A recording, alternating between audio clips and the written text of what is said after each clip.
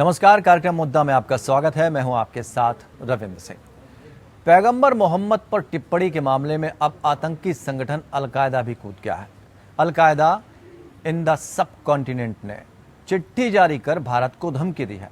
चिट्ठी में दिल्ली, मुंबई, उत्तर प्रदेश और गुजरात में आत्मघाती हमले की धमकी दी गई। इस चिट्ठी पर 6 जून 2022 की तारीख है। ये चिट्ठी सोशल मीडिया में वायरल हो रही है।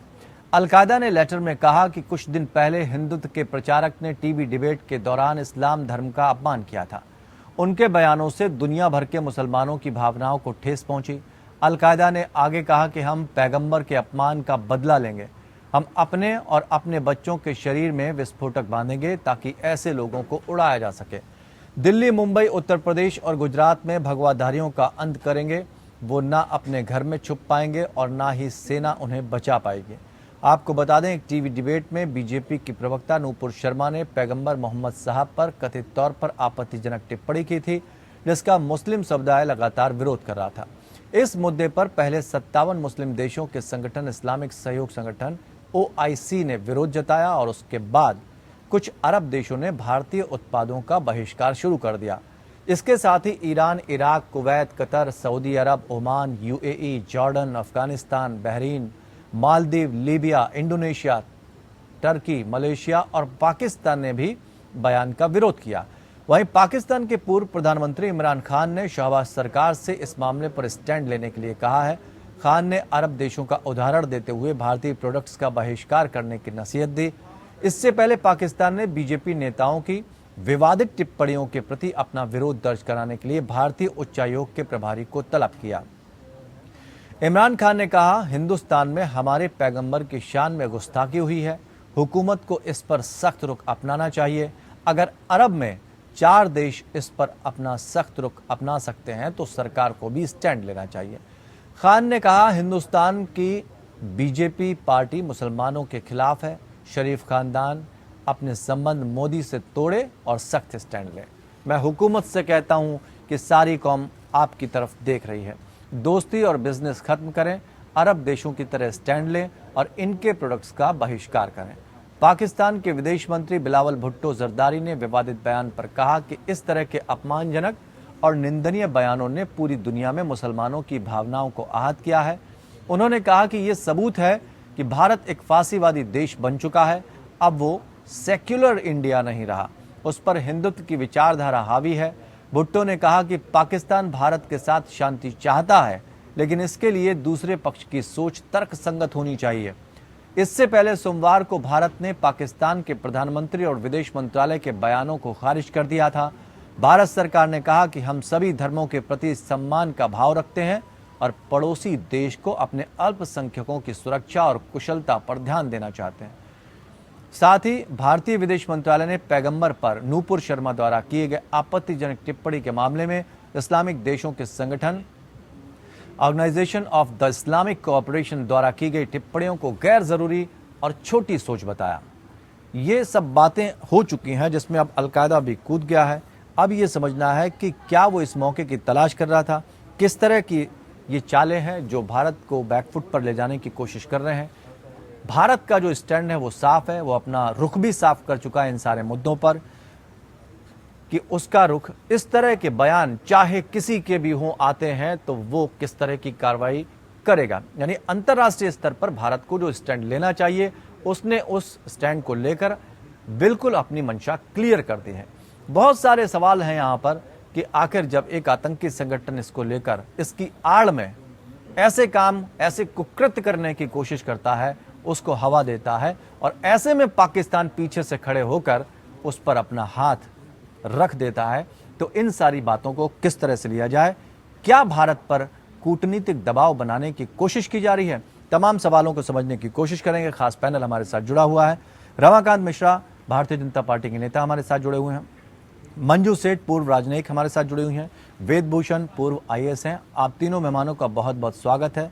मंजू जी, शुरुआत आपसे करना चाहेंगे। क्या हम ये माने कि चूंकि अब आतंकी संगठन ने अपने एक खत के जरिए ये मंशा जाहिर करी कि पैगंबर साहब का जो अपमान किया गया है उसकी आड़ में वो ऐसे कुकृत्य को अंजाम देना चाहता है या अपनी ऐसी मंशा जाहिर कर रहा है जिससे वो भारत को घेर सके, क्या वो अपने मंसूबों में कामयाब होगा या फिर उनके इस धमकी भरे खत को कैसे देखा जाए, और बाकी जो देश विरोध कर रहे हैं इस समय, क्या ये एक कूटनीतिक दबाव है भारत पर? बिल्कुल, जैसे आपने कहा, ये कूटनीतिक दबाव बनाने की कोशिश तो है ही, और पाकिस्तान का बिल्कुल इनकरेजमेंट है इन सब चीज़ों के पीछे, OIC में भी, GCC में भी।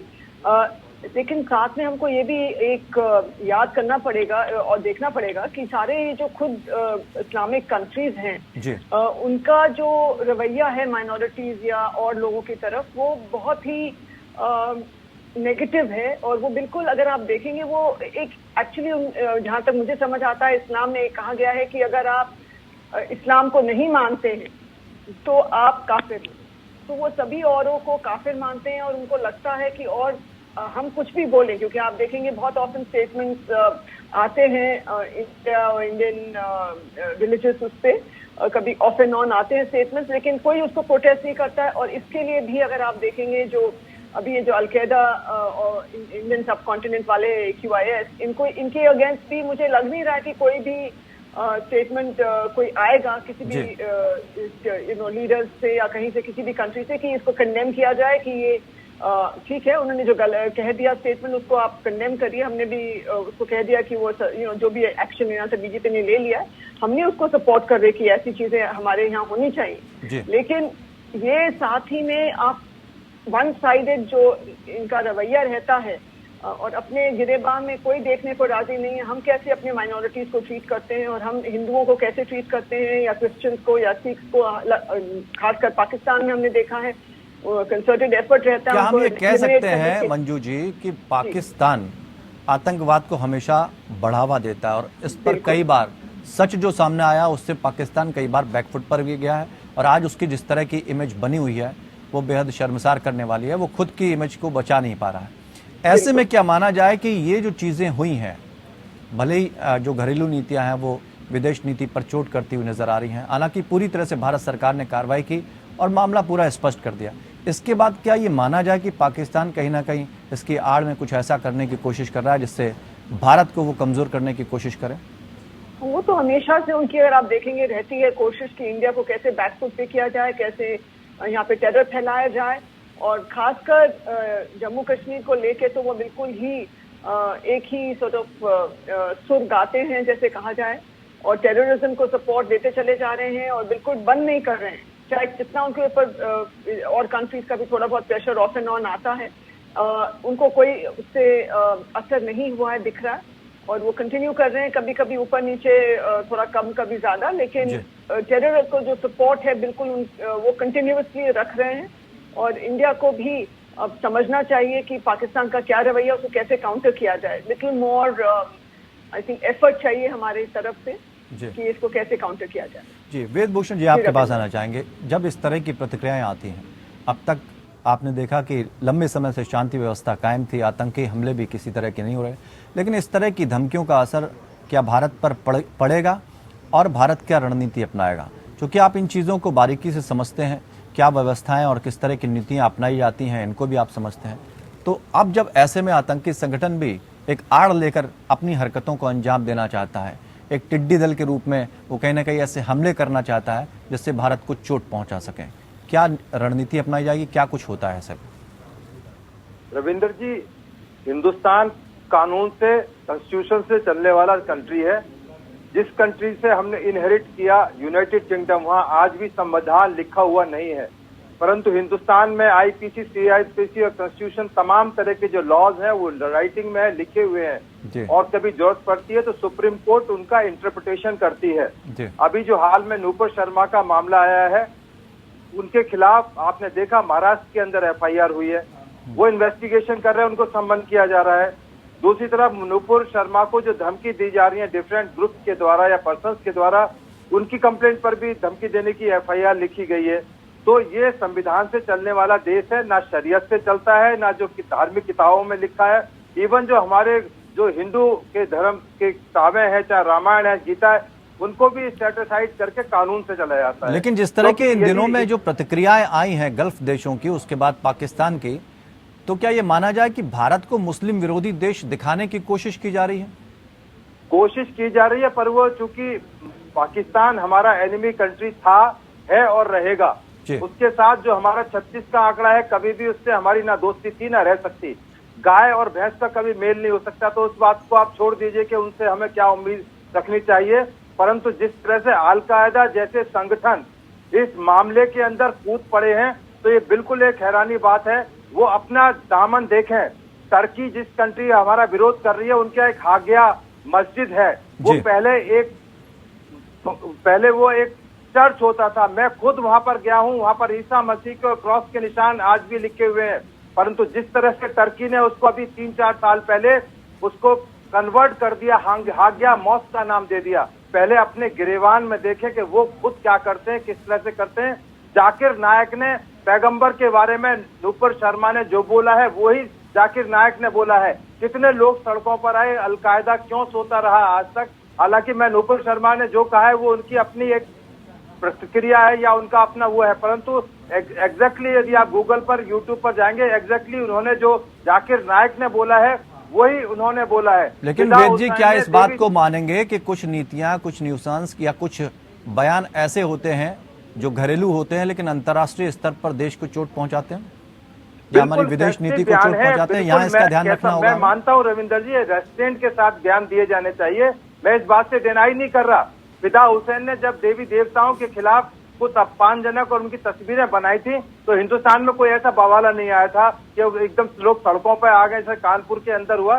तो ये सब तमाम चीजें बहुत अच्छी संकेत नहीं दे रही, चाहे वो कोई भी हो। हदीद का जो जिक्र किया गया है, चूंकि कानून की बातें हैं, उसमें जो उनके शरीयत में जो कानून में जो लिखा हुआ है कुरान के अंदर, उन्हीं को उन्होंने कोट किया है। अब वो मामला कोर्ट में जाएगा, कोर्ट में देखा जाएगा कि जो हदीद में या उनके कुरान में लिखा हुआ है कि क्या वो बात नुपुर शर्मा के बयान से कहीं मैच करती है, नहीं करती है। थोड़ा इंतजार करें, इतनी जल्दबाजी करने की ऐसी कोई जरूरत नहीं आ पड़ी है कि आप उनकी पार्टी ने उनको एक्शन ले लिया, उनको पार्टी से 6 साल के लिए निष्कासित कर दिया। What more you want? देश कानून से चलेगा ना, हमें कानून का इंतजार करना चाहिए। संविधान में लिखा हुआ है हमारे। लेकिन क्या किसी ऐसी विचारधारा से सहमति होनी चाहिए जो मुस्लिम विरोधी हो, या इस तरह की बार बार चीजें सामने आए जिससे मुस्लिमों को कहीं ना कहीं ये लगने लगे कि क्या हम भारत में सेफ हैं? इस तरह के बयान जब सामने आने लगे तो इसे किस तरह से देखते हैं?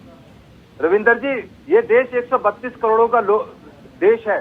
अपनी अपनी विचारधारा हो सकती है, अपने अपने विचार हो सकते हैं, परंतु हमारे संविधान में हिंदू, मुस्लिम, सिख, ईसाई सबको समानता पर रखा गया है। कॉन्स्टिट्यूशन में सब कुछ इंटरप्रिटेशन बिल्कुल क्लियर है। उसमें किसी को घबराने की, डरने की जरूरत नहीं है। हिंदुस्तान में वो बिल्कुल सुरक्षित है। जो हमारे मुस्लिम भाई हैं इस देश में सुरक्षित है, परंतु इस देश का कानून उनको मानना ही पड़ेगा। राजी राजी नहीं तो गैर राजी। राजी से मानेंगे तो अच्छी बात है, नहीं फिर डंडे और बुलडोजर से मानेंगे। मैं बिल्कुल ये तो आप ऐसा लग रहा फिर किसी एक पार्टी के प्रवक्ता के तौर पर बोल रहे हैं, एक अधिकारी के तौर पर बोले तो आपको न्यूट्रल होकर बोलना पड़ेगा। ये जब इस तरह की बातें होती है ना, तो थोड़ा सा झलक नजर आने लगती है। न्यूट्रल बात करें तो बेहतर होगा। देश का नागरिक हूँ और देश के साथ खड़ा होना, मैं रिटायर्ड अधिकारी हूँ। मेरी और मंजू सेठ की जिम्मेदारी है देश के साथ खड़ा रहना। नहीं तो रिटायर्ड अधिकारी की भाषा धमकी भरी तो नहीं होनी चाहिए ना किसी के लिए? धमकी भरी भाषा नहीं है, यही तो हम समझना चाह रहे हैं। रमाकांत जी, हम पर हमारा छोटी सी बात जो एक प्रोफेसर ने यहाँ पर कही थी, सुजाता प्रोफेसर हैं, जिन्होंने एक बयान उनका मैं पढ़ रहा था, उन्होंने इंटरव्यू दिया था, उसमें कहा था कि कभी कभी विचारधारा कुछ ऐसी होती है जो कहीं ना कहीं विदेश नीति को चोट पहुंचा देती है। इस तरह की बयानबाजी, या अगर हम वसुधैव कुटुंबकम की बात करते हैं, हम देश की एकजुटता की बात करते हैं, हम भारतीय संविधान का हवाला देते हैं, तो उसमें जो आपकी पार्टी की एक विचारधारा, एक लीग है, उससे हटकर भले ही उन्होंने कहा हो कि हम इस विचारधारा से मैच नहीं करते जो नुपुर शर्मा और नवीन जिंदल ने बयान दिया, लेकिन एक के बाद एक जिस तरह की घटनाएं सामने आई हैं, उसके बाद जो आक्रोश भड़का, उसके लेकर क्या कहेंगे? क्या इस विचारधारा पर विराम लगना चाहिए जो देश को नुकसान पहुंचाती है, आपसी भाईचारे को नुकसान पहुंचाती है, और ऐसी विचारधारा के आड़ में आतंकी अपनी रोटियां सेकने में जुट जाते हैं?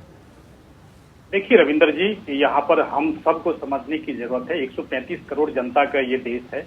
निश्चित तौर पर किसी के भी धार्मिक या किसी, मैं तो कह रहा हूँ, एक व्यक्तित्व को सम्मान करना वह उतना ही आवश्यक है जैसे धर्म तो बहुत ऊपर की चीज है। हाँ, लेकिन ये हमें समझना होगा कि अपनी आस्था को बचाने के लिए हमें दूसरे की आस्था पर चोट नहीं करनी चाहिए। मैं आ रहा हूँ, उसी विषय पे आ रहा हूँ। अब देखिए, जिस तरह से नुपुर शर्मा जी का जो केस था, निश्चित तौर पर पार्टी ने, अनुशासन समिति ने जिस तरह से उनके ऊपर में एक्शन लिया, वो स्टैंड बिल्कुल क्लियर है और भारत का जो पक्ष है वो बिल्कुल उसमें आपने देखा जो कि बिल्कुल स्पष्ट तरीके से उन्होंने इस चीज को साफ कर दिया है। लेकिन अब कुछ चीज ऐसी चीज रह जाती है जहां पर हम सब की जिम्मेदारी भी तय होनी चाहिए, अकाउंटेबिलिटी भी तय होनी चाहिए। अब देखिए हम लोग इतने का जो लेवल है उस लेवल में अगर हम इस तरह के स्टेटमेंट करें रमाकांत जी, सामाजिक रमाकांत जी हम एक छोटा सा ब्रेक लेंगे, उसके बाद हम आपके जवाब को समझने की कोशिश करते हैं। रमाकांत जी ने कहा कि हम एक स्टैंड क्लियर कर रहे हैं, अगर कोई इस तरह की विचारधारा का है या इस तरह की कोई बयानबाजी करता है तो भारत सरकार का स्टैंड बहुत क्लियर है, हमारी पार्टी का स्टैंड बहुत क्लियर है कि हम ऐसे लोगों पर कार्रवाई करेंगे जो भारत की एकजुटता को, भारत की संप्रभुता के लिए खतरा पैदा करते हैं। कार्रवाई हुई है, लेकिन क्या इतना आसान होगा इन सारी चीज़ों पर लीपापोती करना?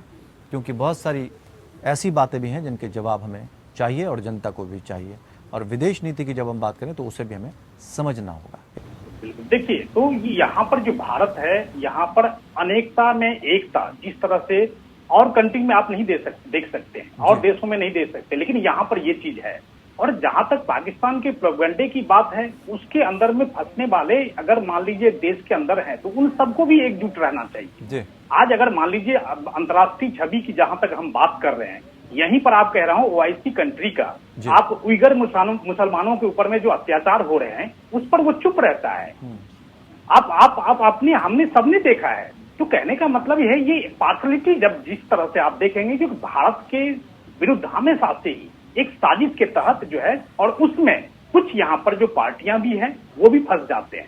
हम उन पार्टियों से भी आग्रह करना चाहते हैं, मैं जनता से आग्रह करना चाहता हूं, क्योंकि देश संविधान से चलेगा। बिल्कुल वैसा वेद जी ने बिल्कुल सही कहा है, क्योंकि देश संविधान से चलेगा, कानून से चलेगा। और निश्चित तौर पर किसी का कोई अपना अगर मान लीजिए ये मन से थोड़ी चलेगा। आज नुपुर शर्मा को मान लीजिए पार्टी ने निष्कासित किया, उनको ऐसा लगा जो कि यहाँ पर इनको स्टैंड लेना चाहिए और उन्होंने लिया। देश की लेकिन पार्टी है जो सत्ताधारी सत्ता में है, उसको भी ये विचार करना होगा कि इस तरह के प्रवक्ताओं को कम से कम समझने की कोशिश करे, इस तरह के प्रवक्ताओं को रोके जो ना सिर्फ देश में भारत की छवि खराब करें, आपसी भाईचारा बिगाड़ें, बल्कि अंतर्राष्ट्रीय स्तर पर भी भारत को सोचना पड़ जाए। क्योंकि गल्फ देश कभी भारत के खिलाफ नहीं रहे। सऊदी अरब की हम बात कर लें, कतर की बात कर लें, तो जहां हमारा व्यापार है, जहां की संस्कृति जुड़ी हुई है, मक्का मदीना उनके लिए जो यहाँ से ना जाने कितना भारतीय जाता है वहाँ पर, तो ऐसे में जिनसे व्यापार भी जुड़ा है, पर्यटन भी जुड़ा है, हमारा तेल का व्यवसाय भी जुड़ा है, क्या लगता नहीं कि इससे पहले इस तरह का विरोध कभी देखने को नहीं मिला?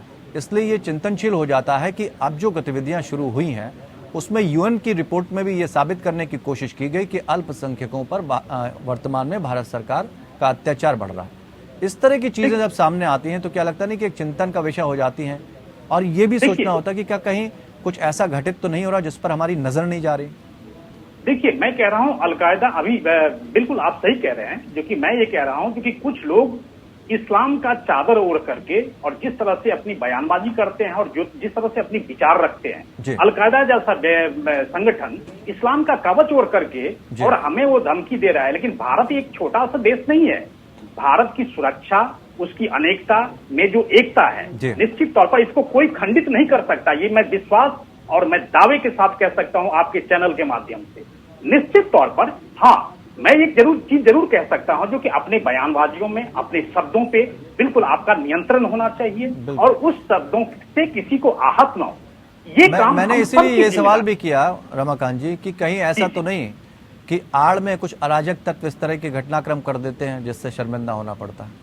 निश्चित तौर पर मैं रविंदर जी बिल्कुल आपसे इत्तेफाक रखता हूं, जो कि ऐसे इसी का आड़ लेकर के आपने देखा होगा, जो कि चाहे कानपुर हिंसा की बात हो, चाहे गुजरात में जो हिंसा हुई थी कुछ दिन पहले, जहां पर जहांगीरपुरी की घटना है, ये सब सारे चीज जो है उसी की आड़ के अंदर में अराजक तत्व इस चीज का फायदा उठाते हैं और इस सब चीज से हम सबको बचना चाहिए और जिम्मेदारी हम सबको समझनी चाहिए। ये हमारा भी जिम्मेदारी है। मान लीजिए अगर हम केंद्र सरकार में है तो हमारी भी जिम्मेदारी उसी तरह से बनती है जैसे विपक्षियों की भी जिम्मेदारी बन जाती है। तो ये सब सारी चीज को परिप्रेक्ष्य में लेकर के, सामने रख करके हम सब अपनी जिम्मेदारी को निभाएं। और भारत अनेकता में एकता का देश है। यहाँ पर हर एक धर्म का उतना ही सम्मान होता है, चाहे वो हिंदू हो, मुस्लिम हो, सिख हो, ईसाई हो, जैन हो, सबका। लेकिन क्या लगता है कि जिस तरह से शमशान, कब्रिस्तान, हनुमान चालीसा, लाउड स्पीकर विवाद, इस तरह का जब हिंदुस्तान पाकिस्तान, इस तरह की चीजों से कितना फायदा मिलने वाला है? सत्ता में तो फायदा मिल सकता है, लेकिन अगर उसी का फायदा उठाते हुए कहीं ना कहीं ये लोग हावी होने की कोशिश कर रहे हैं और एक कूटनीतिक बढ़त बनाने की कोशिश कर रहे हैं पाकिस्तान जैसे देश और आतंकी संगठन। रविंदर जी, आपने बहुत अच्छा प्रश्न किया है। आज आप देख लीजिए, लाउड स्पीकर का कुछ दिन पहले जो विषय आया था, उसमें आपने देखा होगा जो कि प्रदेश के मुख्यमंत्री आदरणीय योगी जी ने अपने मठ से सबसे पहले उन्होंने लाउड स्पीकर उतारने की ये पहल करी थी। इस तरह का संदेश हर एक प्रदेश, हर एक जनता को देखना चाहिए, जो कि प्रदेश का जो मुख्यमंत्री है अपनी कानून व्यवस्था को केवल विकास विकास विकास के मुद्दे को लेकर के आगे आ रही है। और हमारा सबका ध्येय भी ऐसा होना चाहिए जो भारत को हम वैश्विक स्तर पर उस साख को जमा करके रखें कि उस वेद जी से भी हम जान लेते हैं कि इस तरह की जो हमने 2-4 चीजें गिनाई हैं, 2-4 हमने डिक्शनरी से शब्द इस्तेमाल करें, क्या वो इस पे सहमत नजर आते हैं? वेद जी संक्षेप में बताएं। जी रविंदर जी, देखिए अब कानून की बात चल रही है, मैं कानून का आदमी हूँ और मैं राष्ट्र भक्त आदमी हूँ, इसलिए पुलिस आर्मी और उनको राष्ट्र की और ध्वज की बात करनी चाहिए। हमारे देश में फास्ट ट्रैक कोर्ट होती है जो तमाम चीजों को, जिस तरह का केस आया है इसकी इन्वेस्टिगेशन की जा रही है, उनको समनिंग की जा रही है। उसमें जो रिजल्ट्स आएंगे, जो हमारे जुडिशियल ऑफिसर्स हैं, मजिस्ट्रेट्स हैं, मैंने जिन मुद्दों की बात की है वेद जी, क्या वो देश हित में है या नहीं, बस ये बताइए। देखिए, कुछ चीजें कानून के द्वारा सेटल होनी चाहिए, जो चीज सेटल नहीं हो पाई, मेरा बिल्कुल स्पष्ट मत है। जब भी लाउड स्पीकर की बात आई, सुप्रीम कोर्ट का आज नहीं कई साल पहले जजमेंट आ चुका था कि रात को 10 बजे से 6 बजे के बीच में लाउड स्पीकर नहीं बजाए जाएंगे। तो ये तो विरोधी दल जो कह रहे हैं, बिल्कुल सेटल, विरोधी दल जो कह रहे हैं कार्रवाई काफी नहीं, जेल देनी चाहिए, क्या सही है? दोबारा आपका प्रश्न कट गया। मैं ये जानना चाहता हूं, विरोधी दल ये कह रहे हैं नूपुर शर्मा ने जिस तरह का बयान देना चाहिए या इस तरह का कोई भी बयान देता है तो उनको सिर्फ निष्कासन नहीं, जेल होनी चाहिए, इस बात से कितना सहमत है? अदालत में मुकदमा चला है, FIR दर्ज हो गई है और वहां तो दूसरी पार्टी की गवर्नमेंट है, वो इन्वेस्टिगेशन कर रही है। मंजू जी, आपसे बहुत संक्षेप में 30 सेकंड में, चूंकि वक्त हमारे पास बहुत कम है, क्या लगता है कि इस तरह की बयानबाजियों से बचना चाहिए ताकि हमारा देश हमेशा जो एकता की बात करता है, अखंडता की बात करता है, वो जुड़ाव हमारा हमेशा बना रहे, अंतर्राष्ट्रीय स्तर पर हमारी छवि धूमिल ना हो और कोई भी अराजक तत्व, इस तरह के आतंकी संगठन और पाकिस्तान जैसे कुत्सित मानसिकता वाले देश इसका फायदा ना उठा सके? मंजू जी। रविंद्र जी, क्योंकि ये हमारे, अगर आप देखेंगे हमारे तो हमेशा से सारी रिलीजन हमारी यहाँ रही है अनेकता में, जैसे उन्होंने कहा रमाकांत जी ने भी, अनेकता में एकता रही है हमारी हमेशा। और हमने कभी भी किसी भी कोई भी रिलीजन के लोग, सारे वर्ल्ड से सारे रिलीजन हमारे पास आए हैं, लेकिन हमने वहाँ के लोगों को किसी को वो वापस नहीं किया, सबको पनाह दी है। भारत के सामने क्या स्टैंड होगा इन चीजों पर? और हमें बिल्कुल यही इससे हमको काउंटर करना चाहिए। और जैसे आपने कहा, विद इन इंडिया भी हमें इसको डिस्करेज करना चाहिए और एक क्लियर मैसेज देना चाहिए कि ये टॉलरेट बिल्कुल भारत को ये सोचना होगा कि इस तरह की बयानबाजी से उनके नेता बचें और अगर कोई इस तरह की पॉलिसी अपनाता है तो उसको पार्टी से बाहर का रास्ता दिखाए। और लगभग स्पष्ट संकेत भारत सरकार ने यहाँ पर दिए हैं। पाकिस्तान भले ही इस आड़ में कोशिश में जुटा हो कि शायद भारत की छवि खराब की जाए, लेकिन शायद वो अपने मंसूबे में कामयाब नहीं होगा। बहुत बहुत शुक्रिया आप सभी खास मेहमानों का हमारे साथ जुड़ने के लिए। और कार्यक्रम मुद्दा में फिलहाल इतना ही, जुड़े रहिए हमारे साथ।